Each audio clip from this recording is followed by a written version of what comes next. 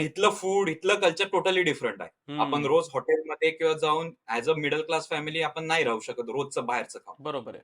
Plus एवढंच नाही तर जाऊन युनिव्हर्सिटीकडे तेवढे क्लासरूमही नाहीयेत, की तेवढ्या सगळ्या मुलांना अकोमोडेट करून ते लेक्चर्स घ्यावे.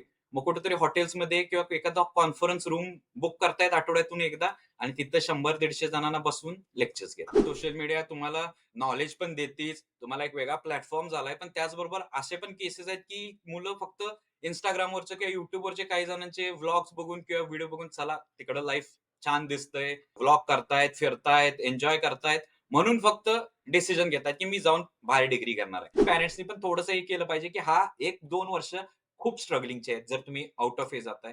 त्याला क्लायमेटशी, वेदरशी अडॉप्ट करायचा आहे. त्याला इथल्या नवीन कल्चरशी अडॉप्ट करायचा आहे. इथं जुने मित्र नाही आहेत किंवा जुन्या ओळखी नाही आहेत. त्यामुळे नवीन जणांची ओळखी करायच्या आहेत. नवीन फ्रेंड्स करायचे आहेत. त्याच्यात टाईम इन्व्हेस्ट करायचा आहे. थोडंसं ह्या गोष्टी कुठेतरी दोन्हीकडनं अंडरस्टँडिंग पाहिजे. मी लिटरली फक्त एकच गोष्ट खूप जणांना विचारतो, की कुठल्या बेसिसवर चूज केली ही हं. युनिव्हर्सिटी? मोस्ट ऑफ सगळ्यांचं हे असतं, की नाही माझ्या कन्सल्टंटनं सांगितलं, की ही युनिव्हर्सिटी चांगली आहे. म्हणजे फक्त जर कन्सल्टंटचं सांगतोय म्हणून जर मी ती युनिव्हर्सिटी फायनल करतोय आणि 30-40 लाख रुपये घालतोय. माझे 2 वर्ष जर इन्व्हेस्ट केल्यानंतर टाईम, एनर्जी सगळं इन्व्हेस्ट केल्यानंतर मला त्या युनिव्हर्सिटीतनं डिग्री मिळाल्यानंतर मला जॉब मिळणार आहे का? हं, आणि हं. तिथं जर जॉब मिळाला नाही, तर मी जर परत इंडियात आलो, तर माझी ती डिग्री किती वर्थ राहणार?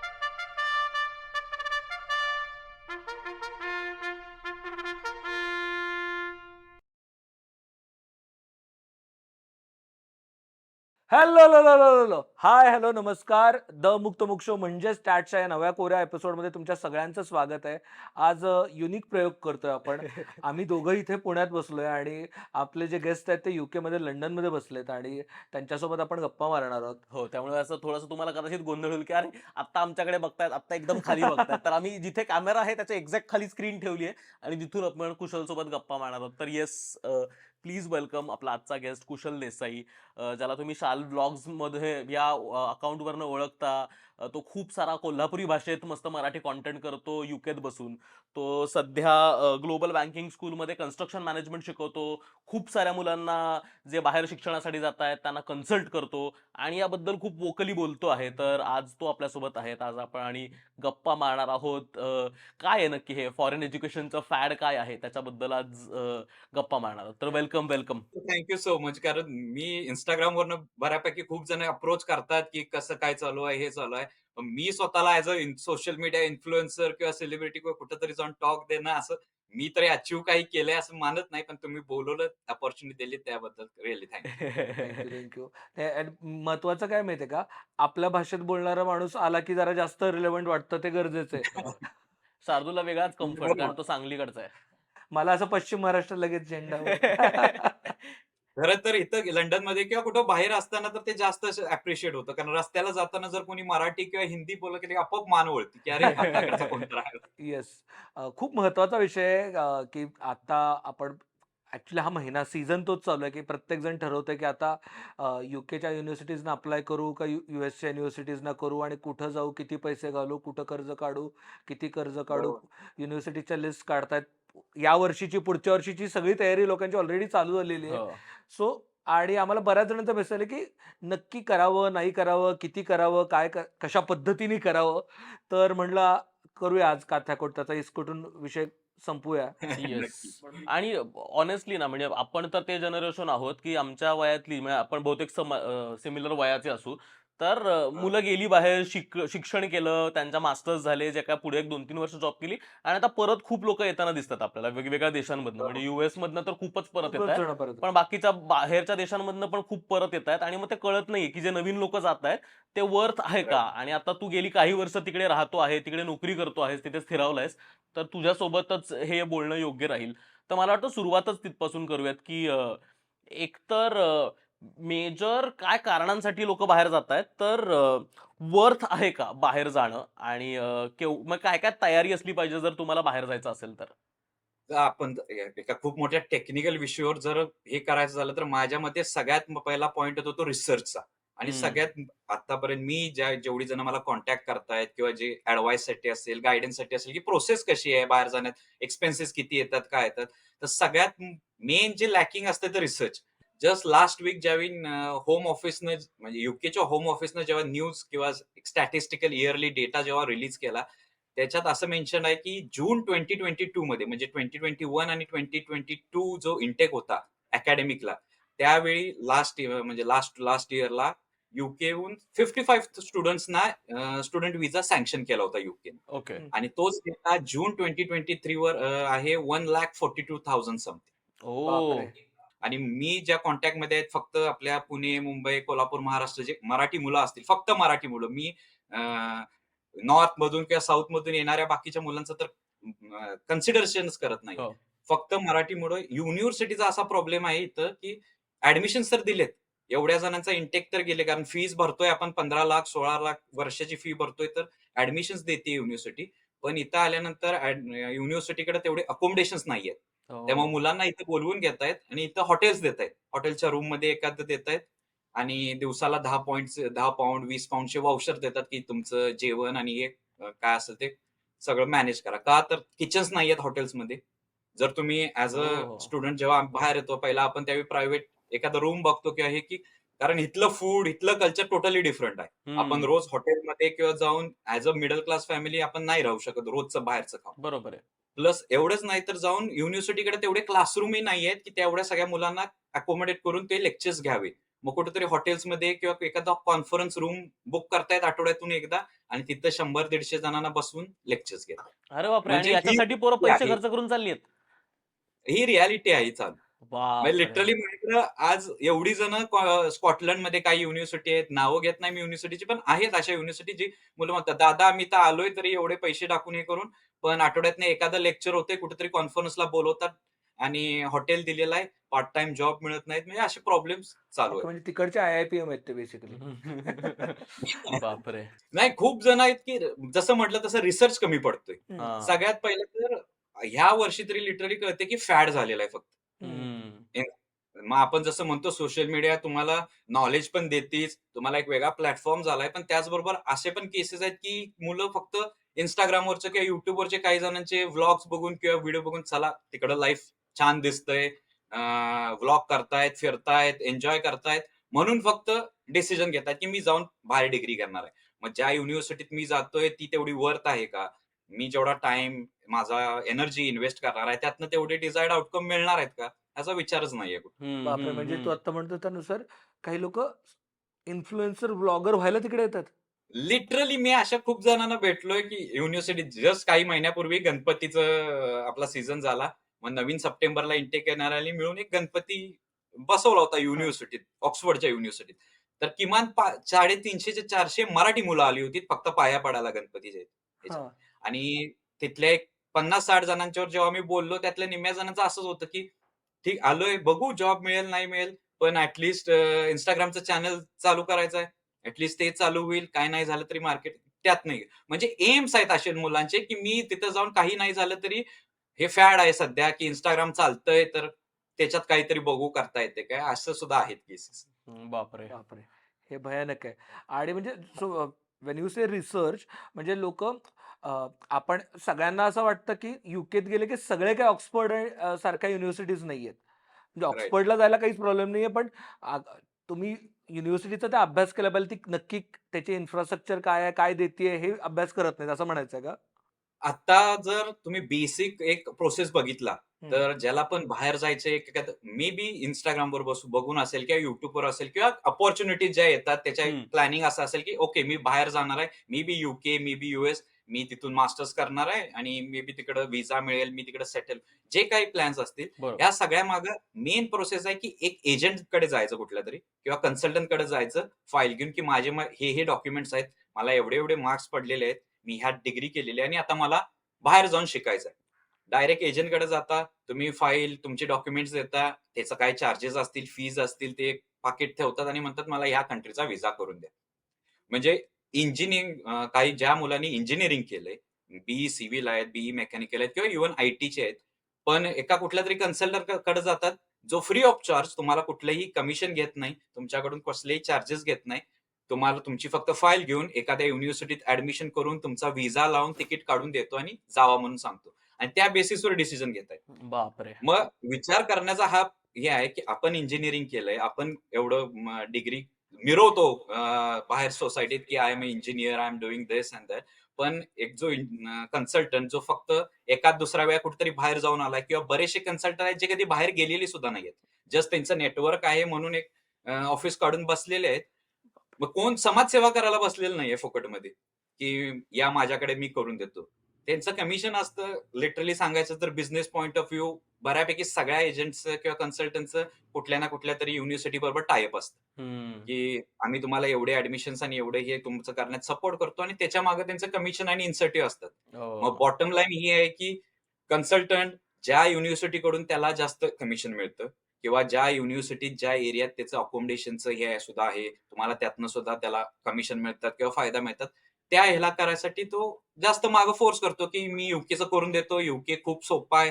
ह्या युनिव्हर्सिटीत तुम्हाला महिन्याभरात ऍडमिशन होऊन जाईल, तुमचा व्हिसा येऊन जाईल आणि जस्ट बेस्ड ऑन धिस खूप जण डिसिजन घेत आहेत, जे खूप चुकीचं आहे. हम्म, हम्म, हम्म. आता तू ते पण म्हणत होता ना की रिसर्च केला पाहिजे किंवा काय काय तर काय काय एकतर गोष्टींची माहिती असलं पाहिजे. म्हणजे मला माहिती आहे की खूप लोक डायरेक्ट कन्सल्टंट्स कडेच जातात. म्हणजे काय लोकांना बरोबर. माहितच नाही की कॉलेजेस कसे सर्च करायचे. एकतर मला स्वतःला बाहेर जायचे तर कशासाठी जायचे हेही क्लिअर नसतं खूप लोकांना. जो कुठला कोर्स मिळेल हा नाही तर तो, मग इलेक्टिव्ह कुठले आहेत, मग बाकीचे काय काय सिलेबस काय आहे हे लोक काहीच तपासत नाहीत. आणि जस्ट बरोबर. बिकॉज बाहेर जायचंय म्हणून जाऊ शकतात. म्हणजे असेल त्यांच्याकडे असतील कदाचित ते पैसे किंवा त्यांना द्यायचे असतील आता 2 वर्ष बाहेर जाऊन. बरोबर. तर तेही फेअर आहे, की आता तुमच्याकडे आहे, तुम्हाला ट्राय आउट करायचं, एक्सपेरिमेंट करायचंय. पण कॉलेज निवडताना पण बाहेर जाताना काय गोष्टींचे निकष ठेवले पाहिजे? जर हे कॅटेगराईज करायचं झालं तर माझ्या आतापर्यंतच्या एक्सपिरियन्स किंवा जेवढ्या जणांना मी नेटवर्किंग मध्ये भेटलोय केलोय, तुम्ही बाहेर येणाऱ्यामध्ये जे आपले स्टुडंट्स असतील किंवा इव्हन वर्किंग प्रोफेशनल असतील, बेसिकली 3 कॅटेगरीज आहेत. जर तुम्ही बाहेर जायचं प्लॅन करत असाल, एक जे आहे तो स्किल्ड वर्कर विजा आहे. मग तो हं. कुठल्याही कंट्रीत तुम्हाला जर ती माझ्या मते फक्त 10% to 15% मॅक्स टोटल आहेत जी बाहेर जातात, की जी ऑलरेडी कुठेतरी एम-एन-सीत किंवा मोठ्या आय-टी कंपनीत ऑलरेडी वर्किंग आहेत आपल्या इंडियामध्ये आणि त्यांना त्यांच्या कंपनी थ्रू मिळतंय एखादी अपॉर्च्युनिटी, की हं. त्यांचा प्रोजेक्ट चालू आहे बाहेर म्हणून ती राइट. कंपनी त्यांना पाठवते. मग तिकडे जाऊन ती व्हिसा चेंज करतायत, स्विच करतायत. मग जर तुमच्याकडे अशी काहीतरी अपॉर्च्युनिटी आहे, की तुम्हाला ऑलरेडी कंपनी स्पॉन्सर करतीये. तुमचा हं. व्हिसा प्रोसेसिंग असेल, तुम्हाला अकोमोडेशन सुद्धा ती प्रोव्हाईड करते. मग अशी लोकं जेव्हा अशी अपॉर्च्युनिटी मिळते, त्यांचा पर्स्पेक्टिव्ह कंप्लीट डिफरंट असतो. कारण त्यांना पगार चालू आहे पहिल्या दिवसापासून. हं. तुम्हाला व्हिसा स्पॉन्सरशिप मिळतीये, तुमचं अकोमोडेशन सगळं हे होतंय. हा कंप्लिटली डिफरंट कॅटेगरी आणि ती फक्त 10% to 15% आहेत, not more than that. Okay. मग राहिलेली जी 80% किंवा 75% जी आहेत टोटली, ती आहेत जी स्टुडंट म्हणून जातात. हं. कुठलेतरी ॲडमिशन्स घ्यायचं आणि त्यातलं सुद्धा इव्हन जर तुम्ही बघाल तर हाल्फ पेक्षा वर आहे जी एज्युकेशन लोन घेऊन जातात. हं. मग जर बेसिकली जर युके म्हणाल तर युके माझ्या मते सगळ्यात अफोर्डेबल मध्ये होतंय. 30 to 40 lakhs मध्ये होऊन जातं 1 इयर. तुमचं एज्युकेशन, व्हिसा, अकोमोडेशन सगळं. तेच जर तुम्ही युएसए किंवा ऑस्ट्रेलिया जर प्लॅन करत असाल तर 40-50 lakhs पर्यंत जातं.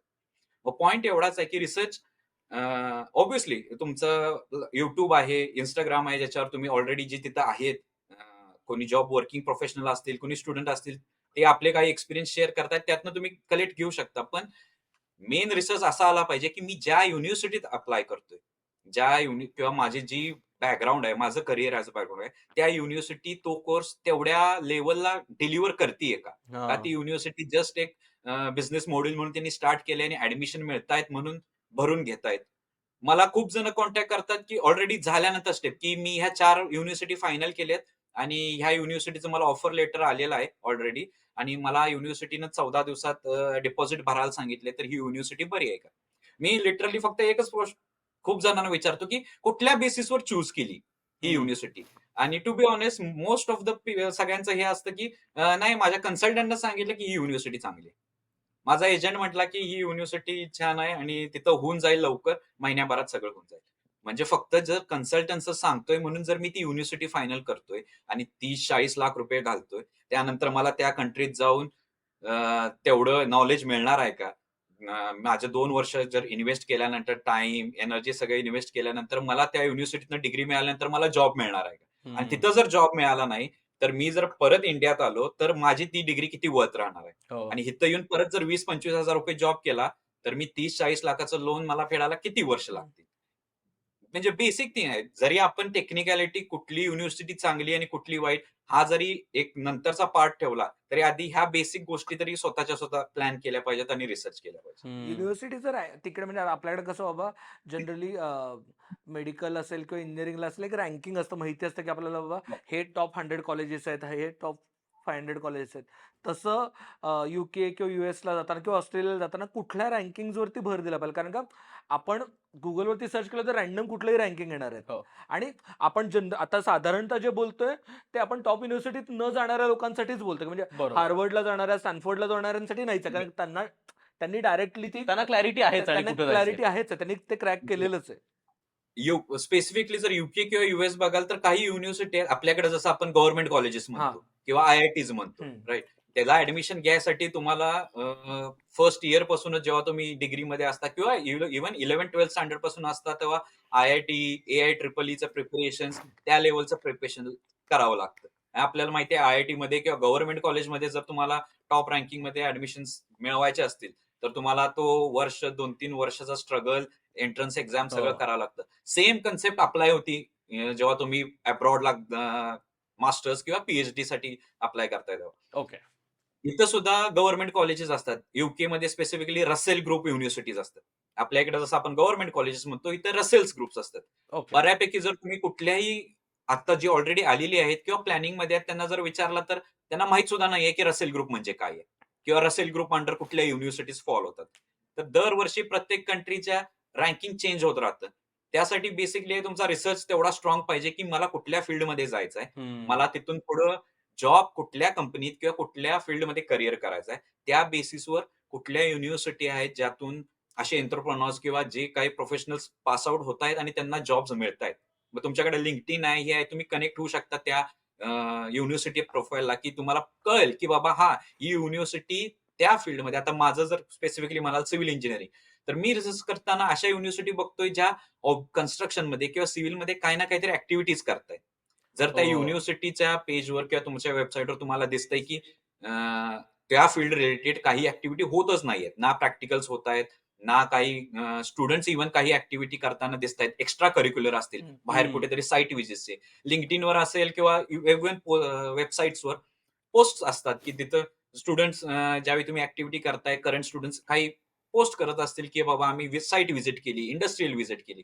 तर अशा युनिव्हर्सिटी थोड्याशा प्रेफरन्स दिल्या पाहिजेत की ओके, मी तिथं जाऊन ऍटलीस्ट भले अकॅडमिकली वाईज थोडंसं कमी नॉलेज मिळालं तरी मी बाकीच्या ओव्हरऑल मार्केटचं नॉलेज आलं पाहिजे. कुठल्या कंपन्या वर्क करतायत, कुठल्या कंपन्या त्या कॉलेजना व्हिजिट्स करतायत, मला जॉबला ऍप्लिकेशनला किती प्रेफरन्स मिळणार आहे त्या युनिव्हर्सिटीतून पास आउट झाल्यानंतर.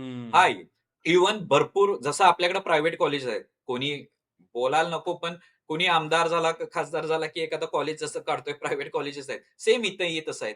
बिझनेसेस कोणतरी बिझनेसमॅन दिसतंय की ह्याच्यात प्रॉफिट आहे, तर कॉलेज काढलेलं आहे आणि जस्ट एक मनी मेकिंग बिझनेस म्हणून चाललेला आहे. मग अशा युनिव्हर्सिटीत गेल्यानंतर 30-40 लाख होऊन मला जर as a engineer core job जर बाहेर मार्केटमध्ये मिळणार नसेल, तर मी 30-40 लाख रुपये इथं येऊन जस्ट कुठेतरी रेस्टॉरंटमध्ये जर काम करत राहणार असो, तर ते किती वर्थ आहे. हे ओळखायच्या कशा या युनिव्हर्सिटी, म्हणजे आपल्याकडे कसं आता ऍटलिस्ट कळतं बाबा नावावरनं किंवा आणि इथे इझिली जाऊन व्हिजिट करणं शक्य आहे. हो. अंदाज येतो आपल्याला की त्या कॉलेजची वाईब काय आहे वगैरे, किंवा आपण अल्युमनाय सोबत नेटवर्क करणं इथं सोपं आहे.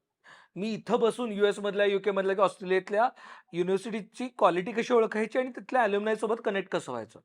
मग तसं बघायला गेलं तर एक तर आता मी कुठल्या कन्सल्टन्सी करून केलं नव्हतं किंवा कुठल्याही हा. एजंट कडून. जे काही माझी प्रोसेस झाली इव्हन ऍप्लिकेशन, SOPs आणि जे काही लागतं फुल प्रोसेससाठी सगळा स्वतः रिसर्च करून बेस्डवर करून ओके. सगळे ऍप्लिकेशन केले होते. बेसिकली असं तुम्हाला एखादा प्लॅटफॉर्म कुठेही मिळणार नाही की जिथं तुम्ही जेन्युइन सोर्स म्हणाल की हा ओके, हा प्लॅटफॉर्म किंवा ही वेबसाईट सांगतेय म्हणून मी तिथं आहे. बेसिकली माझं ओपिनियन राहील की गव्हर्नमेंट वेबसाईट्स मोस्टली जर UK किंवा USA ट्राय करताय तर होम ऑफिस असतील किंवा त्या एज्युकेशन मिनिस्ट्रीचे असतील जिथं तुम्हाला दरवर्षीचे. आणि एक बेनिफिट येत आहे की आपल्यासारखं नाही की वर्षानुवर्ष एखादं कॉलेज किंवा एखादं जर स्टॅटिस्टिक्स बाहेर येतंय तर त्याचा अपडेट्स होत नाहीयेत किंवा हे होत नाही. इथं होत नाही. इथं दर 6 महिन्यांनी, दर फायनान्शियल इयरला अपडेट होत राहते. त्यांची वेबसाईट असेल, त्या युनिव्हर्सिटीतून त्यांचं प्लेसमेंटचं पर्सेंटेज किती आहे, रँकिंग किती आहे. बेसिकली बाहेर कुठल्यातरी वेबसाईटवर जाण्यापेक्षा मेन प्रेफरन्स राहील गव्हर्नमेंट वेबसाईट. दरवर्षी जर युके स्पेसिफिक म्हणाल तर युके होम ऑफिस दरवर्षी एक लिस्ट ऑफ युनिव्हर्सिटीज देतं. 20 to 25 युनिव्हर्सिटीज आहेत ज्या अपडाऊन होत राहतात रसेल ग्रुपमध्ये. ओके. तर पहिला प्रेफरन्स राहील की अशा युनिव्हर्सिटीज जिथं गव्हर्नमेंट त्यांना काहीतरी स्पॉन्सरशिप देते. ऑब्व्हियसली जर गव्हर्नमेंट तुम्हाला इव्हन खूप सारे स्कॉलरशिप आहेत तिथं तुम्हाला फुल्ली फंडेड स्कॉलरशिप देते. तुम्हाला एकही रुपये भरायला लागत नाही. तुमच्या बेसिक मार्क्सवर तुम्हाला 11th, 12th आणि 10th स्टँडर्डला किती मार्क्स होते त्याच्या बेसिसवर सुद्धा फुल्ली फंडेड स्कॉलरशिप देते. मग ओके. जर युके गव्हर्नमेंट किंवा इव्हन इंडियन गव्हर्नमेंट जर अशा स्पॉन्सरशिप देत असेल, पण त्या सगळ्या कॉलेजेसला मिळत नाही जर तुम्ही बघायला गेलात तर. एक ठराविक लिस्ट ऑफ स्कॉलरशिप कॉलेजेस असतात जिथंच फक्त तुम्हाला स्कॉलरशिप अप्लिकेबल होते. हम्म. मग बॉटम लाईन हीच होती की जर त्या युनिव्हर्सिटीजला जर स्कॉलरशिप स्पॉन्सर्ड आहेत, जर इन्स्टिट्यूट स्पॉन्सरशिप देत आहेत, तर ऑब्व्हियसली त्यांचं काहीतरी वर्थ आहे. तर हम्म. माझा फोकस राहिला पाहिजे की मी ह्या लिस्टेड आउट 20-25 युनिव्हर्सिटीजसाठीच ट्राय करणार आहे. जर त्यात मिळालं तर वेल अँड गुड. नाहीतर मग बाकीकडे जाऊन कुठेतरी इथं येऊन प्रायव्हेट कॉलेजमध्ये 30-40 लाख रुपये लावून जर मी पार्ट टाइम जॉब करत आणि रेस्टॉरंटमध्ये काम करत जर माझं स्ट्रगल करणार असेल, तर मग पॉइंट नाहीये. हम्म. हम्म. हम्म. त्याचं गणित जमलं पाहिजे मुळात की बाबा कारण बऱ्याचदा काय होतं इथे ते शर्माजी का बेटा सारखं प्रत्येक जण कोणीतरी सांगतं अरे यांचा मुलगा गेला त्याला 60 लाखाचं पॅकेज आहे, त्याला 85 लाखाचं पॅकेज आहे, त्याला 1.5 कोटीचं पॅकेज आहे. हे टेन्शन येतं प्रत्येकाला आणि आपल्याला असं होतं की अरे आपला 8 लाखाचं आहे, 6 लाखाचं आहे, 12 लाखाचं आहे. आणि मग त्याच्यासाठी मग तू MS कर, त्याच्यासाठी घरचे पुश करतात. हो. आणि पण तिथे बरोबर. गेल्यावरती तुम्हाला 60 लाखाचं पॅकेज मिळणारच आहे ह्याची काही गॅरंटी नाही. Correct. अजून गॅरंटी तर अजिबात नाही सगळ्यात पहिला. आता मी असं बघायला गेलं तर मी सिव्हिल इंजिनिअरिंग करून मी ऑब्व्हियसली तिथं जॉब करत होतो. तो सोडून मी इकडं आलो. माझे पर्स्पेक्टिव्ह काहीतरी वेगळे होते. ठीक आहे. Instagram किंवा ओव्हरऑल सोशल मीडियाचा जर तुम्ही इन्फ्लुअन्स बघितला तर असं होतं की प्रत्येकाने हे समजून घेतलं पाहिजे की आपला इंडिव्हिज्युअल जो पर्स्पेक्टिव्ह आहे तो मॅटर करतो मेन. हम्म. मी जर जस्ट एखादा जस्ट जो पास आउट झालाय, ग्रॅज्युएट झालाय, 21-22 वर्षाचा आहे, जो इथं येऊन पार्टीज करतोय आणि व्हिडिओज व्लॉग्स टाकतोय त्याचा इन्फ्लुअन्स घेऊन किंवा त्याच्या जस्ट ह्याच्यावर बेसिसवर ठरवलं की ओके हा जाऊन तिथं एन्जॉय करतोय, मजा करतोय, लाईफ जगतोय, त्या बेसिसवर जर मी माझे डिसिजन घेत असेल तर ते मला कुठेतरी जाऊन इफेक्ट करणार फ्युचरमध्ये जाऊन. हम्म. आज मी लेक्चरर म्हणून काम करतोय. मला ठीक आहे 35 लाखचं पॅकेज आहे, स्टार्टिंग पॅकेज जर दिलेलं आहे. पण 35 लाख रुपये इंडियात कुणाला जर सांगितलं तर म्हणणार अरे 35 लाखाचं पॅकेज आहे. पण इथं माझ्यासाठी काय स्ट्रगल आहे तो मला माहिती आहे पर्स्पेक्टिव्ह. हम्म. अजून सुद्धा मी स्ट्रगल करतोय कोर जॉब मध्ये जायला. मग असं हम्म. कुठेच नाही. एखादी कुठेतरी असते ऑब्व्हियसली मिळत नाहीत असंही नाही. खूप जण आहेत ज्यांना 50 लाख 60 लाखाचे सुद्धा पॅकेजेस मिळालेले आहेत, कोटीचे पॅकेजेस मिळाले आहेत. पण त्यांचं पर्सेंटेज किती आहे आणि त्यांनी एफर्ट्स काय टाकले होते, त्यांचं ऍक्च्युअली काय म्हणतो आपण वे ऑफ पाथ काय होती त्या बरोबर. लेवलला रीच होण्याची हे बघत नाही आपण. आपण जस्ट एखाद दुसरं उदाहरण घेतो आणि त्याच्या बेसिसवर ठरवतो चला मला करायचंय. मग असं जाऊन होतं की त्यानं युनिव्हर्सिटी कुठली चूज केली होती, त्याचा फील्ड ऑफ स्टडी काय होतं किंवा त्याला तो जॉब मिळायच्या आधी त्यानं कुठले स्किल्स अपग्रेड केले होते इथं आल्यानंतर. हे न बघता जस्ट कोणतरी जाऊन तिथं केलंय म्हणून मी पण करणार आहे नुसत्या ह्या बेसिसवर आलं तर मग कुठंतरी तो प्रॉब्लेम येऊ शकतो. आता आपण परत परत एक गोष्ट बोलतो ना, ते म्हणजे तिथे गेल्यानंतरचे चॅलेंजेस. म्हणजे हे तर झालं फक्त एज्युकेशन रिलेटेड, की तिथं Right. तुम्ही गेलात, चांगली युनिव्हर्सिटी मिळाली, नाही मिळाली, तुम्हाला शिक्षण जे करायचं होतं ते तुम्ही केलं. पण मला वाटतं बाकीचे पण आता Instagramमुळे मला वाटतं सगळेच लोक परत त्याच्याबद्दल बोलायला लागलेत, की तिकडे जाऊन लोक रेस्टॉरंट्समध्ये कामं करतायत, तिकडे कॅफेसमध्ये कामं करतात, तिकडे स्वतः कधी स्वतःची चड्डी धुतलेली नसते आणि मग तिकडे जाऊन स्वतःचे सगळे कपडे धुण्यापासून सगळं करायला लागतं, कारण नाहीये तिकडे मेड्स अवेलेबल आणि असतील तर मग खूप पैसे द्यायला लागतात त्यासाठी. तर याची सगळ्याची तयारी नाही आणि nobody hardly talks about it.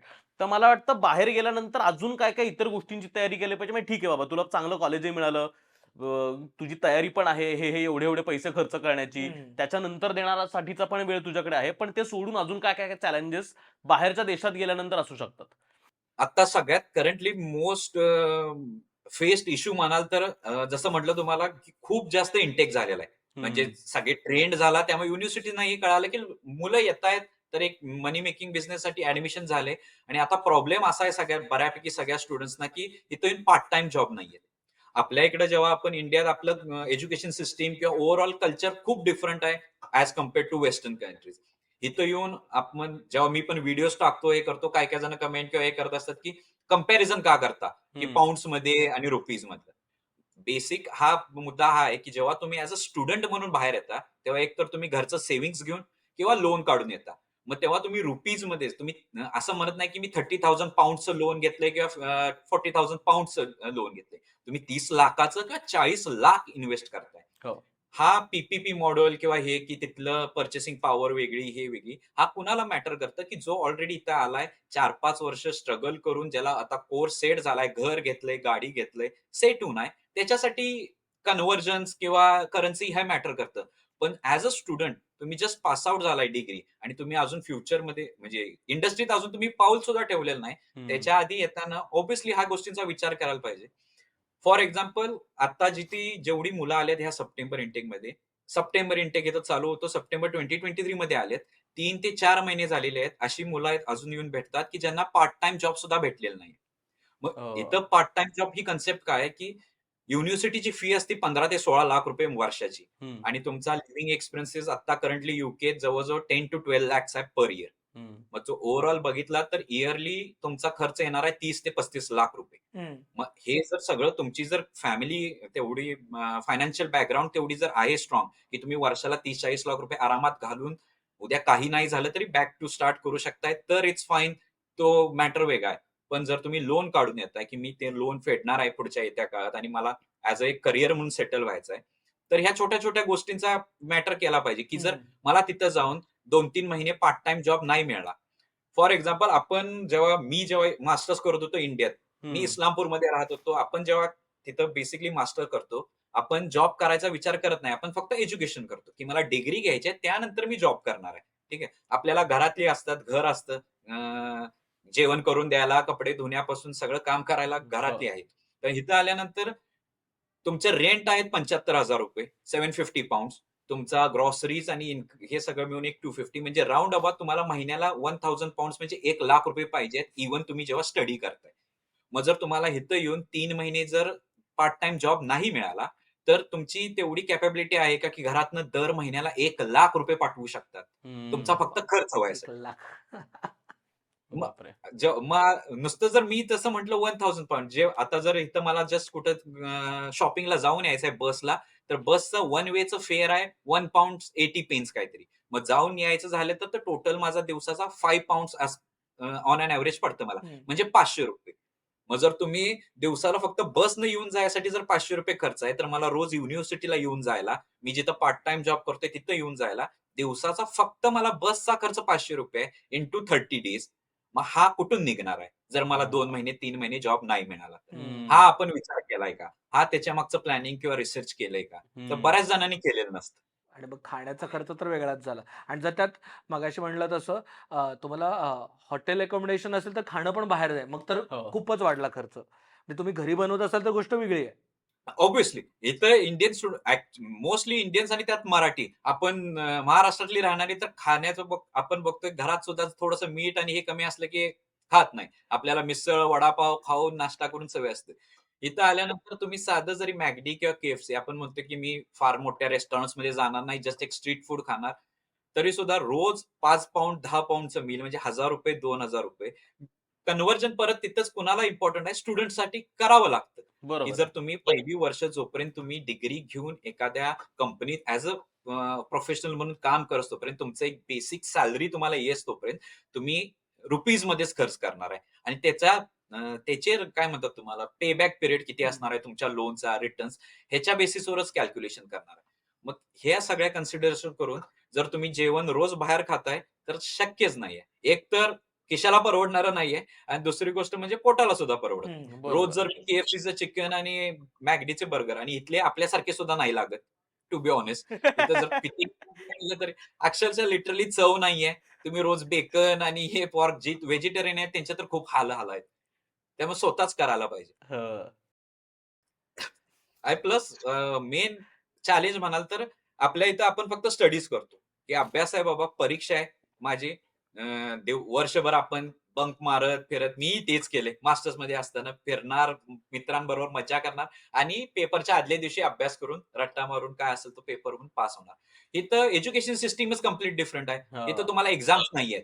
इथं सबमिशन्स आहेत. इथं असाइनमेंट्स आहेत. प्रेझेंटेशन्स द्यावं लागतात. तुम्हाला टास्क किंवा असाइनमेंट जे अलॉट केलेले असतात ते कंप्लीट करायला जातात. त्यामुळे मी रात्री बसून अभ्यास करणार आणि एक्झाम देणार हा कन्सेप्ट इथं अप्लाय होत नाही. मग विचार करताना हा केला पाहिजे, की मग सकाळी उठून 2 तास जेवण करायला पाहिजे मला दिवसाचं. सकाळ संध्याकाळचं. भांडी घासून सगळी धुतली पाहिजेत. लॉन्ड्री करायला इथं कुणी येणार नाहीये. माझे मला सगळे कपडे हे करून धुवायला लॉन्ड्री करायला पाहिजे. ती वाळली कशी जातील. जर तुमच्या अकोमोडेशनमध्ये जिथं तुम्ही राहताय ड्रायर दिलाय, वॉशिंग मशीन दिलंय, तर वेल एंड गुड, की तुम्ही तिथल्या तिथं होऊन जाते. नाही तर तुम्हाला बॅग भरून बस पकडून सिटी सेंटरला जावं लागेल लॉन्ड्रीमध्ये. तिथं जाऊन तासभर लॉन्ड्री होस तोपर्यंत, ड्रायर होस तोपर्यंत तासभर थांबून ती लॉन्ड्री घेऊन परत यायला पाहिजे. तुमची रूम साफ करायला पाहिजे, टॉयलेट साफ करायला पाहिजे.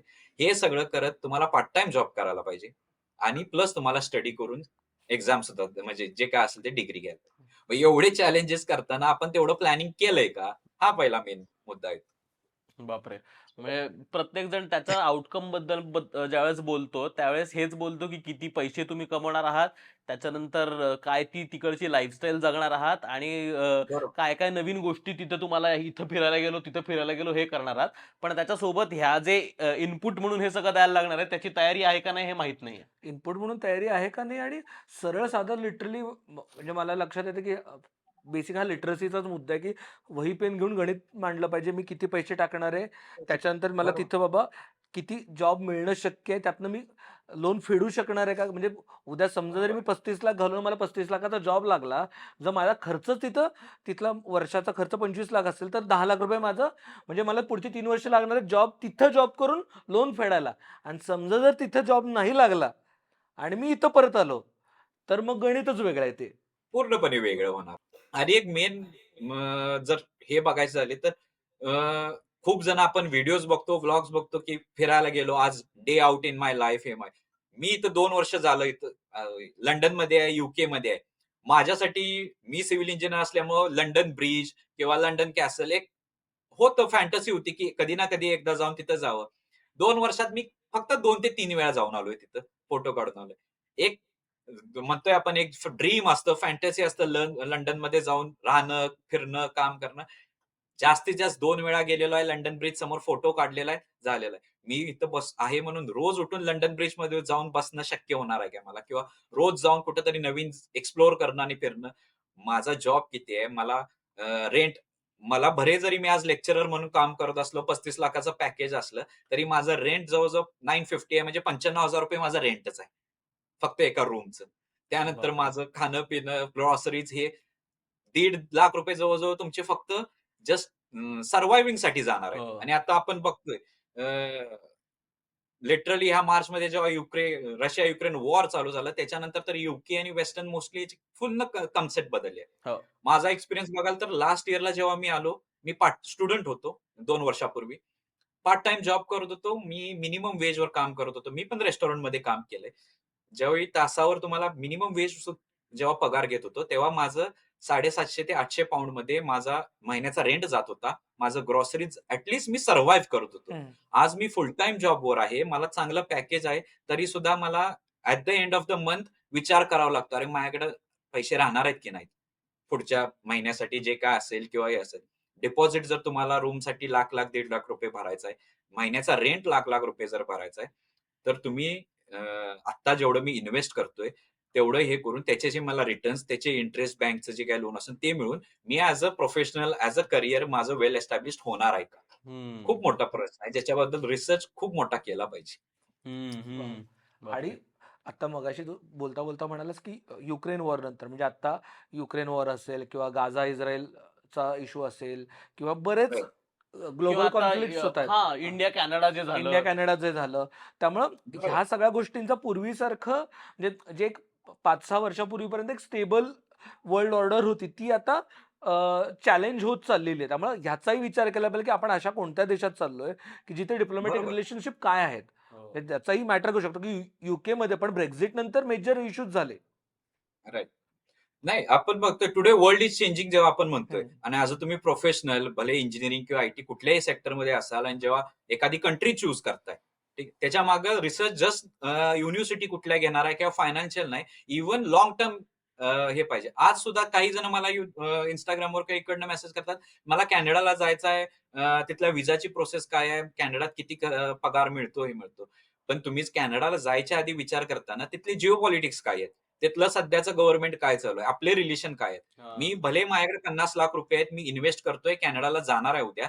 पण उद्या समजा जर तिथल्या कंडिशन्स बदलल्या, माझं आपल्या घरातले शक्यतो जे मराठी फॅमिली आपण मिडल क्लास मधनं येतोय, आपले पै पाहुणे सेटल्ड नसतात बाहेर कुठेही, हो. किंवा एकटं जर घरातल्या मुलाला जर पाठवायचं, उद्या जर काही सिनारिओ चेंज झाला, गव्हर्नमेंट पॉलिसीज चेंज झाल्या, व्हिसाचे काही इश्यू आला, तर घरातले कॉन्टॅक्ट कुणाला करणार आहेत, किंवा तुम्ही तिथं जाऊन कॉन्टॅक्ट कुणाला करणार आहे, की काही जरी अडचण आली. इव्हन डेली लाईफमध्ये युकेत जर तुम्हाला साधं मेडिकलमध्ये काही आजारपण आलं, ताप आला, सर्दी खोकला आला, 9-9 तास वेटिंग असतं. कुठेही गेला.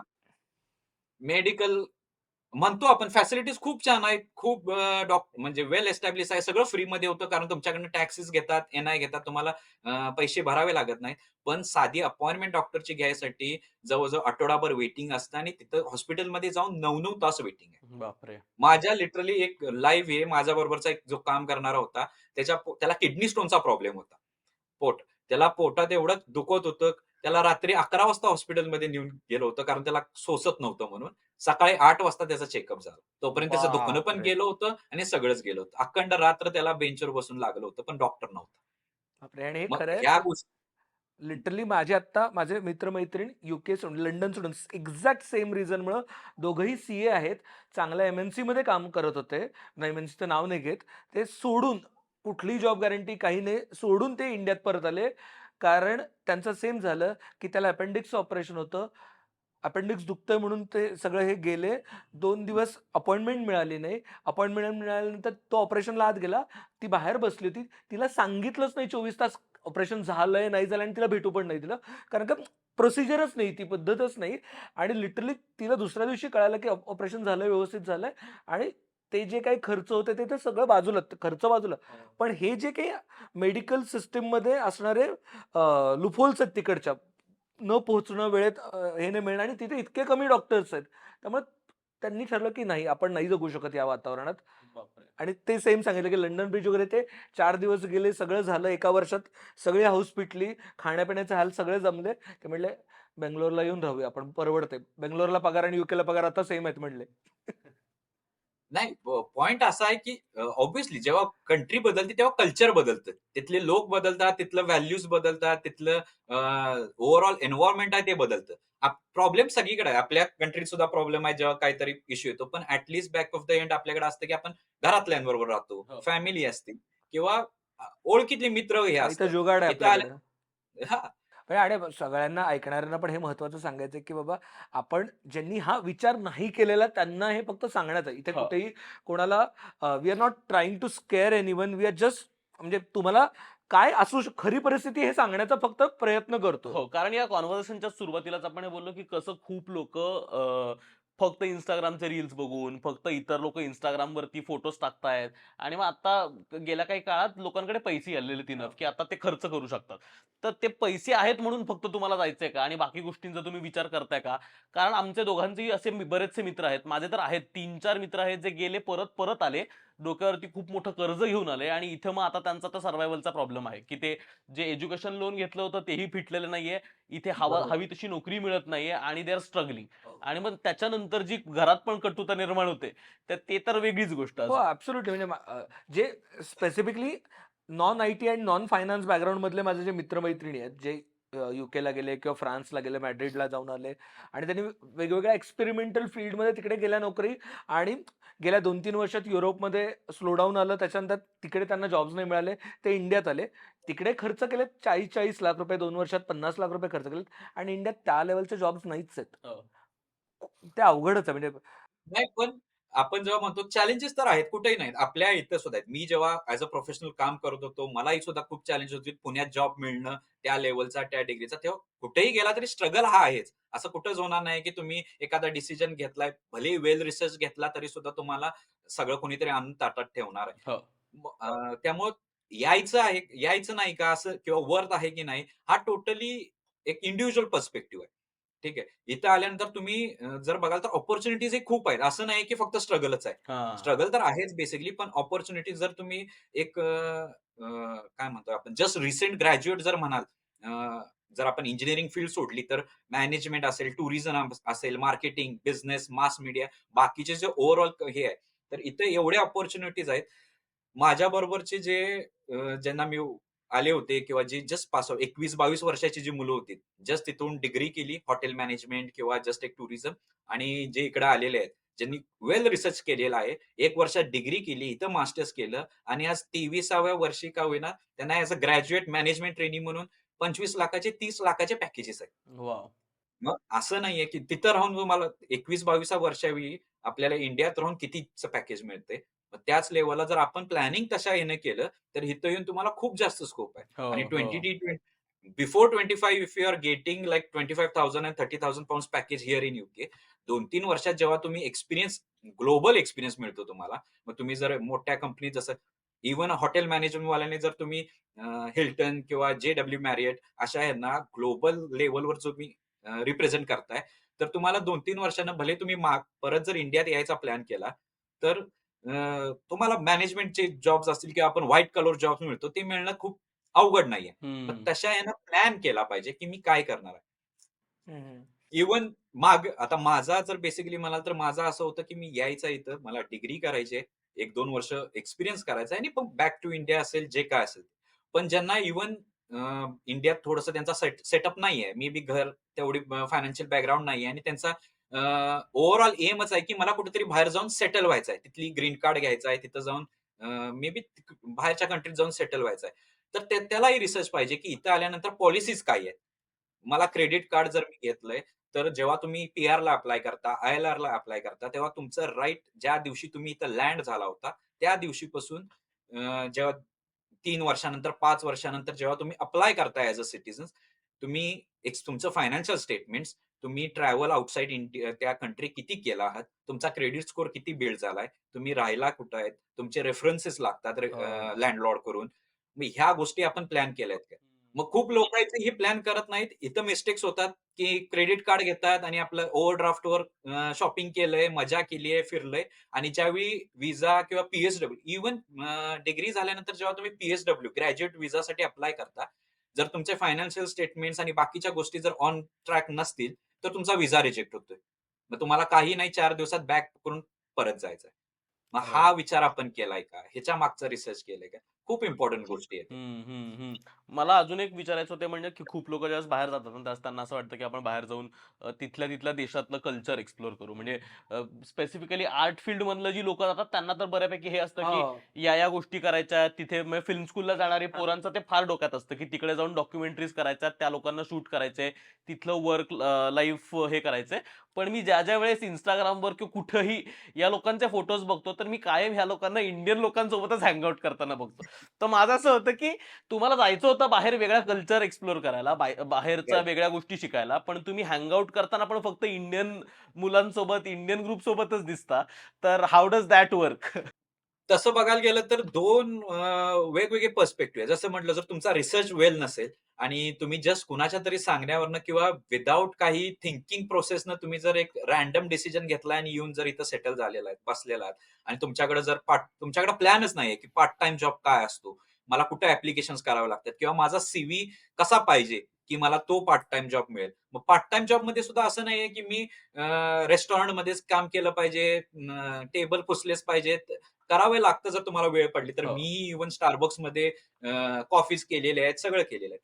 तुम्ही जर मेंटली प्रिपेअर असला तो पॉइंट वेगळा. पण इव्हन पार्ट टाईममध्ये जर तुम्ही नॉन इंजिनिअरिंग फील्डमध्ये असाल, समजा मास मीडियम असेल, मार्केटिंग असेल, टुरिझम असेल, तर इव्हन इंटर्नशिप्स आहेत. मोठे-मोठे हॉटेल्स असतील, मोठी-मोठी कंपनीज असतील, ज्या तुम्हाला इव्हन स्टडी करत असताना जॉब्स देतायत, की तुम्ही या इथं, तुमच्या डिग्री बरोबर इथं आमच्याबरोबर काम करा आणि after your completion of degree they are willing to sponsor you even. तुम्हाला ओके. सगळं स्पॉन्सर करतायत, सगळं करतायत. मग त्या लेव्हलनं मी रिसर्च केलाय का? तेवढं माझे एफर्ट्स टाकलेत का सीव्ही करण्यासाठी किंवा जे स्किल्स लागतात ते लागतात का? मग हे सोडून जर तुम्ही केलं नसेल, तर मग होतं काय इथं, की अरे माझ्याकडे जॉब नाहीये, मला पार्ट टाईम मिळत नाहीये. मग आपल्यासारखी कोणतर 3-4 जण पकडायचे, जे असतात एखाद्या रूममध्ये राहून राहायचं. काय नाही तरी ठीक आहे, कुठेतरी चाललंय आपलं पार्ट टाईम, महिन्याचं येतंय ना पार्ट टाईममधनं £500, £600 कसं तर, आणि घरातून थोडे 100, 200, 1000, 10,000 मागून घेतायत महिन्याला. मग इथं 4 जण गोळा करायची. संध्याकाळचा पबला जा मजा करायला. मग इथं येऊन जर पण तुम्ही गोऱ्या मोरी बघणार आहे मी, पब मध्ये जाऊन एन्जॉय करणार आहे, डिस्को पार्टी करणार आहे, तर मग नाही वर्कआउट होणार. त्याच्याऐवजी जर तुम्ही तुमच्यावर अपग्रेड केला, तुम्ही जर अशा ठिकाणी अप्लाय केला, अशा ठिकाणी जॉबसाठी अप्रोच केला, की जिथं तुम्हाला डिफरंट कल्चर. आता मी जिथं काम करतो इथं माझे स्टुडंट जर बघाल तर 30च्या वरचे आहेत सगळे. मी सगळ्यात लहान आहे. ॲज हां. माझ्या क्लासमध्ये किंवा माझ्या इव्हन ह्याच्यात. युरोपियन्स आहेत, आफ्रिकन्स आहेत, जे आज माझ्याकडे येतात म्हणतात, "you are the best teacher we have found till now." मी फक्त 29 वर्षाचा असून सुद्धा 40-40 वर्षाची जी मोठी वर्किंग प्रोफेशनल आहेत ती ॲज अ सर म्हणून किंवा यू आर रिअली इंटेलिजंट किंवा we really find it interesting to learn from you and this things. मग ह्या गोष्टी कुठेतरी स्वतःच्या स्वतः डेव्हलप केल्या पाहिजेत. हां. मी जर ठरवलं, की आता चला माझं जरा Instagram झालेला आहे, हे झालेलं आहे. रोज संध्याकाळी मी जाऊन फिरत जर असं असतं इथं पार्टी अशी करायची आहे, इथं पोरी एवढ्या आहेत, हे आहे, तर ते वर्कआउट नाही होणार. हो. हं. हो, हो, हो. ते वाह! तर खूप आहे आणि बाहेर जाऊन डेट करायला जाणं म्हणजे हे तर खूप आहे. म्हणजे लोकांचं ते मला वाटतं वन ऑफ द चेकलिस्ट मधली गोष्ट असते, की बाहेर जायचंय आणि डेट करायचंय तिथल्या देशातल्या लोकांना. मला ते ते जे एक फॅसिनेशन आहे. हे फॅसिनेशन असण्याची हरकत नाही. पण त्याच्यासाठी तुम्हाला तिथलं हो, हो. You have to establish there. नाहीतर काय. ते करण्यासाठी म्हणून जर तुम्ही घेत असाल तर ते चुकीचं आहे. हां. मग तुमचं जर एम मोठे असतील, की मी अशा-अशा लेव्हलला का, तर ह्या गोष्टी आपोआप येतातच. माझा तर पॉइंट ऑफ व्ह्यूनं.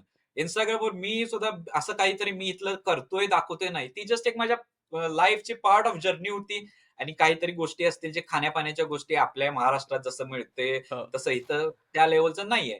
त्याचं थोडंसं दाखवणं, करणं कंप्लीटली डिफरंट. पण तुमचा एम काय आहे? मी ज्या युनिव्हर्सिटीत आलोय, जिथं एवढे इन्व्हेस्टमेंट केले, तो फोकस असणं आणि त्याच्यातनं आउटकम्स कसे मिळतील, त्याच्यावर पहिला मेन एम असलं पाहिजे. मग बाकीच्या गोष्टी तर होत राहतील हळू-हळू. बरोबर आहे. सो मला हे विचारायचं की आजकाल बऱ्याचशा पेरेंट्सना थोडीशी ही पण भीती वाटतेय, की बाबा तिथे गेल्यावरती भारतीयांना काही रेशियल स्लर होतील का? किंवा तिथून तुम्हाला कोणी अचानक कोणीतरी व्हाईट सुप्रिमसीवाले येऊन मारेल का? हं. ही एक जरा भीती वाटते आणि शूटआउट्समुळे तर आजकाल यूएसमधल्या ती एक भीती सगळ्याच पालकांना तयार झाली आणि आता फक्त ते यूएसमध्ये राहिलेलं नाही, ते कॅनडात पण होतंय, ते अगदी स्वीडनसारख्या देशात पण व्हायला लागलंय. ॲट सम पॉइंट की हां, ह्या गोष्टी आहेत का ज्या फेस केल्या जातात. पण तसं बघायला गेलात तर एवढ्या अमाउंटमध्ये नाहीयेत, की तुम्ही जिथं जाल तिथं तुम्हाला अशी फेस होतात. खूप हं. रेअर केसेस आहेत. हं. होतात गोष्टी. इव्हन म्हटलं तसं सगळं बॅक टू येतं तर रिसर्च. अशा गोष्टी आपल्या इथं सुद्धा होतात. पुणे, मुंबईत आपण सुद्धा बघतो हो. काही-काही एरिया आहे जिथं भांडणं, ह्या गोष्टी होतच जातात. सेम गोष्टी इथंही होणारच आहेत. मेन पॉइंट हं. तो आहे, लक्षात घेतला पाहिजे. दुसरं असं आहे, की काही-काही प्लेसेस आहेत. यूकेमध्ये म्हणाल तर लंडन एरिया आपण लंडनला as a well develop city म्हणून बघतो. पण इथले जर काही तुम्ही एरिया बघितलं तर रात्रीचं किंवा इव्हन संध्याकाळचं तिथनं चालत जाण्यास सुद्धा भीती वाटते. मोबाईल खिशातनं बाहेर काढायला भीती वाटते. सो काही-काही प्लेसेस आहेत. मग प्रश्न तिथेच येतो, की माझा रिसर्च तेवढा आहे का नाही? की मी हं. अशा जागी जाणं माझं वर्थ आहे का नाही? अशाच प्लेसेस जर बघाल तर फक्त असतात, की जिथं ओल्ड पब्स आहेत, पार्टी सीन्स असतात किंवा काही ड्रग्ज रिलेटेड केसेस होतात किंवा स्टॅबिंग्स होतात. लास्ट कपल ऑफ मंथ्सच खूप मोठा इश्यू झाला होता, की एका इंडियन स्टुडंटला स्टॅबिंग झालं होतं. हं. मग होतात अशा केसेस, पण त्या का होतात? की तुमच्याकडे प्रॉपर इन्फॉर्मेशन नाहीये. तुमच्याकडे प्रॉपर काय म्हणतात रिसर्च थ्रू हे नाहीये, की मी काय केलं पाहिजे. जर तुमचा ओव्हरऑल एन्व्हायर्नमेंट कसा आहे, तुम्ही त्या गँग्समध्ये किंवा त्या काय एरियामध्ये नाही म्हणतो गेलं आपण तर नाही होणार. हां, एरियात नाही गेलात किंवा त्या सराउंडिंगमध्ये नाही आहात. हं, हं. नक्कीच. मला अजून एक शेवटचा प्रश्न विचारायचा आहे बिफोर वी कन्क्लूड. ते म्हणजे आता आपण बऱ्यापैकी हे मुलं, मुलांचा पर्स्पेक्टिव्ह याबद्दल बोलत होतो. तर पेरेंट्स आणि त्यांच्यासाठी पण काय तू सांगशील? कारण ना हे खूप आहे. मी आता काल परवाच एका मित्रासोबत बोलत होतो आणि तो म्हणजे ऑफकोर्स त्याचं सगळं ते सुरू होतं, की काय आता तिथे चाललं आहे आणि मग कसं आणि तो प्रत्येक वेळेस होतं काय माहिती का? त्याने फोन केला ना, की किमान तासभर फोन चालतो.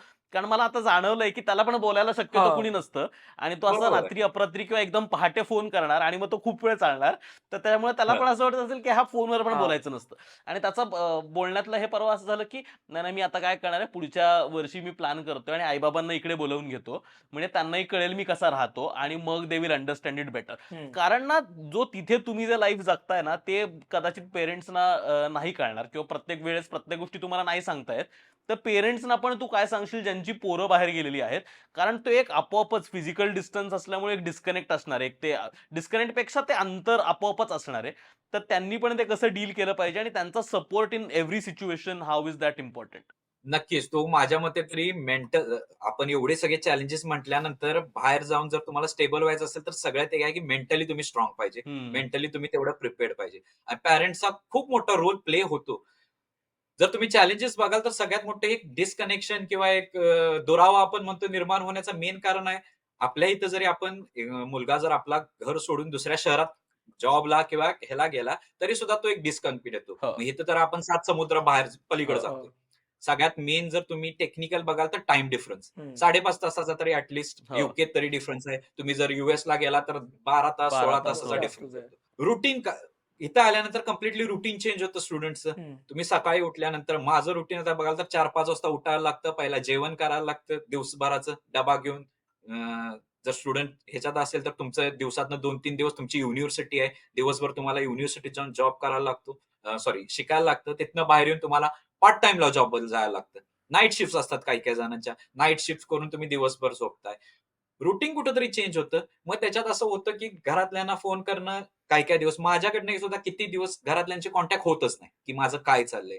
आणि इथले प्रत्येक डाउट्स किंवा प्रत्येक माझ्या अडचणी त्यांना रोज फोन करून मी नाही सांगू शकत आता एका पॉइंटमध्ये आल्यानंतर, की हो. किती त्यांना तरी त्रास द्यायचा, की माझं असं झालंय आणि रोज निगेटिव्ह पॉइंट सांगणं जमतही नाही आणि तेवढा वेळ मिळतही नाही. पॅरेंट्सच्या पर्स्पेक्टिव्हने सांगायचं झालं तर थोडंसं कुठेतरी हे अंडरस्टँडिंग असलं पाहिजे, की तो जर गेलाय तर त्यानं तुमचा मुलगा असेल किंवा मुलगी असेल जर गेली तर त्याच्या मागे खूप रिस्पॉन्सिबिलिटीज घेऊन गेलाय. 30-40 एक तर मेन आहे 30-40 लाखाचा बर्डन घेऊन गेलाय. हो. त्याच्या डोक्यात बॅक ऑफ द माइंड हे चालूच आहे. प्लस इथं आल्यानंतर ऍक्च्युअल जे चॅलेंजेस आहेत ते खूप वेगळे आहेत. जसं म्हटलं जेवण करणं, ज्यानं कधी घरातला कप उचलून इकडे-तिकडे ठेवलेला नसतोय, त्याला इथं जेवण करण्यापासून, भांडी घासण्यापासून, कपडे धुण्यापासून सगळं करावं लागतं. इव्हन टॉयलेट साफ करण्यापासून. ह्या गोष्टी मेंटॅलिकली कुठेतरी डिस्टर्ब होतात. परत युनिव्हर्सिटीतून जर पार्ट टाइम त्याला जॉब मिळत नसेल किंवा पार्ट टाइम जॉब मिळाला तर कुठेतरी जाऊन हॉटेलमध्ये इव्हन भांडी घासावी लागतात. मग काही जणांना असतं, की हे घरात आपण सांगू शकत नाही, की मी इथं जायला लागतं मला भांडी घासावी लागलेत, काम कर त्रास देऊ शकत नाही. मग घरातल्यांनी कुठेतरी एक हे केलं पाहिजे, की चॅलेंजेस ऑन फील्ड इथे खूप जास्त आहेत मुलांना. मग कुठेतरी 2 दिवस, 4 दिवस जर फोन नाही झाला किंवा जर तो काहीतरी त्याचं दिसतंय, की डिस्कम्फर्ट होतंय, तर थोडंसं आउट ऑफ वे न जाता किंवा न त्याच्यावर रागवता, की "अरे फोन करत नाहीस, तू तिथं जाऊन काही हे झालायस का?" किंवा होतात हम्म. बऱ्याच माझ्या हो. बाबतीतही होत आहेत. मी बघतोय माझ्या शेजारच्या, की 4 दिवस झाले फोन नाही, तिथं जाऊन हे करू नको किंवा घरातल्यांच्यात मोस्टली असं भीती असते, की तिथं जाऊन काहीतरी विचित्र करेल का? तिथं जाऊन काहीतरी वेगळं होईल का नाही? थोडीशी भीती असते. हो. पण माझ्या तरी पॅरेंट्ससाठी हे सांगणं राहील, की इथं आल्यानंतर गोष्टी एवढ्या आलेल्या असतात, की बाकी काही करायला वेळ मिळतच नाही. आपल्या आहेत त्या गोष्टी पहिल्या सांभाळताना नाकीनऊ होती. त्यामुळं थोडंसं कुठेतरी सपोर्टिव्ह पाहिजे, की मी तर म्हणेन एखादा टाईम ठरवा, की बाबा मंडे टू फ्रायडे माझा हा रुटीन आहे. ह्या ह्याच्यात संध्याकाळचा मला हा वेळ मिळतो. तर तेव्हा मी सगळं सोडून ठीक आहे घरातल्यांची 5 मिनिटं, 10 मिनिटं कॉल करीन. आठवड्यातनं एकदा करीन, पण निवांत बसून त्यावेळी कॉल कॉल करीन. हम्म. इतर वेळी माझं जे काही फोकस आहे ते. आणि इव्हन पॅरेंट्सनी पण थोडंसं हे केलं पाहिजे, की हा 1-2 वर्ष खूप स्ट्रगलिंगचे आहेत. जर तुम्ही आउट ऑफ हे जाताय. त्याला क्लायमेटशी, वेदरशी अडॉप्ट करायचं आहे. त्याला इथल्या नवीन कल्चरशी अडॉप्ट करायचं आहे. इथं जुने मित्र नाही आहेत किंवा जुन्या ओळखी नाही आहेत. त्यामुळे नवीन जणांची ओळखी करायच्या आहेत. नवीन फ्रेंड्स करायचे आहेत. त्याच्यात टाईम इन्व्हेस्ट करायचा आहे. थोडंसं ह्या गोष्टी कुठेतरी दोन्हीकडनं अंडरस्टँडिंग पाहिजे. होऊ शकतं सॉर्ट आउट. बरोबर आहे. आय थिंक आपण ऑलमोस्ट सगळं कव्हर केलंय. आणि सगळ्यात महत्वाची मजा काय आली माहिती का कुशल? जनरली आपण एक्सपर्ट्स कडनं, काउन्सिलर कडनं, एजंट्स कडनं किंवा ते करिअर काउन्सिलर कडनं ऐकतो. पण एक मित्र म्हणून, एक तिथला पियर म्हणून तो आम्हाला अगदी मनमोकळेपणाने आपल्या येणाऱ्या मित्र भावांना, बहिणींना एक छान पद्धतीने एक सांगितलं, बाबा आरसा दाखवला, काय काय असू शकतं, ही तयारी करून या अप्रोचनी या, ती दिशा दिली. येस. त्याच्या पुढचा रिसर्च त्यांनाच करायचा आहे. Yes. Thank you so much Kushal. आणि जी लोक ऐकतात त्या लोकांना सुद्धा, की इथं या सगळ्या कॉन्व्हर्सेशनचा अर्थ कुठेही असा नव्हता, की बाहेर जाऊ नका किंवा काय. बाहेर जाताना या गोष्टींची काळजी घेतली आहे का तुम्ही? या गोष्टींची माहिती करून घेतली आहे का? चेकलिस्ट आहे फक्त. चेकलिस्ट आहे ही. आणि कारण याबद्दल फार कोणी बोलत नाही. तर म्हणून आम्ही म्हटलं, की याच्याबद्दल चर्चा करूयात. माहित करून घ्या, की या सगळ्या गोष्टी करायला लागणार आहेत. त्याची तयारी करा आणि मग जा. म्हणजे तुम्हाला नंतर त्रास होणार नाही, घरच्यांनाही त्रास होणार नाही. Thank you Perfect. So Thank you so much much. Kushal. तू you. वेळ दिलास. आपण वेगवेगळ्या टाइम झोन्स मध्ये गप्पा मारतोय. आज पहिल्यांदा आपण असं ते लाईव्ह स्टॅट्स करतोय. मजा आली. खूप मजा आली. Thank you so so much. Much. May be खूप जणांना बेनिफिट होईल यापासून. आणि येस. तुम्हाला पण तुमच्या पुढच्या साठी all the best. Thank you. Thank you. Thank you. Thank you. चलो थँक्यू सो मच. लो बसा. लो बसावा.